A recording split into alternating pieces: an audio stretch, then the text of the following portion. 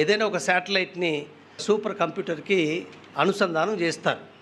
ఏదైనా చిన్న ఒక సమస్య దాంట్లో తలెత్తినా కూడా కౌంట్ డౌన్ స్టార్ట్ అయిపోయినప్పటికీ కూడా ప్రపంచంలో అనేకమైన దేశాలు ఆ లాంచింగ్ చూద్దామని ఎంతో ఆశతో ఉన్నప్పటికీ కూడా లాస్ట్ మినిట్లో కూడా ఈవెన్ మిల్లీ సెకండ్స్లో కూడా ఆ ఆటో అబౌట్ సిస్టమ్ అనేది మొత్తం కౌంట్ డౌన్ని ఆపేస్తుంది.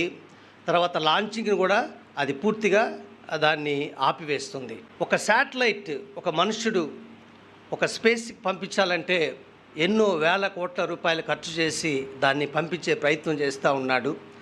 అయితే ఆ ప్రయత్నంలో ఏదైనా మానవ తప్పిదం జరుగుతుందేమో అని దాన్ని ఒక కంప్యూటర్కి అనుసంధానం చేసి మనుషుడు కనుక్కోలేకపోయినప్పటికీ కూడా ఒక సూపర్ కంప్యూటర్ చిన్న చిన్న సమస్యలు కూడా కనిపెట్టి డబ్బు వృధా కాకూడదని ఆ శాటిలైట్ లాంచింగ్ని ఆపివేస్తూ ఉందే.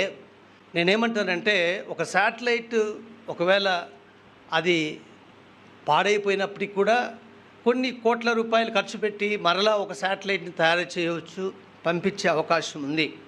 అయితే ఈ శాటిలైట్ ఉంది కదా, ఈ శాటిలైట్ ఒకసారి ఒక అబ్నార్మాలిటీతో లాంచ్ అయిందనుకోండి, అప్పుడు ఇది ఎక్కడికి వెళ్ళాలో అక్కడికి వెళ్తుందంటారా?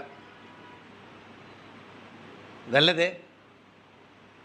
కాబట్టి ఒకసారి ఈ శాటిలైట్ లాంచ్ అయిపోయిందనుకోండి,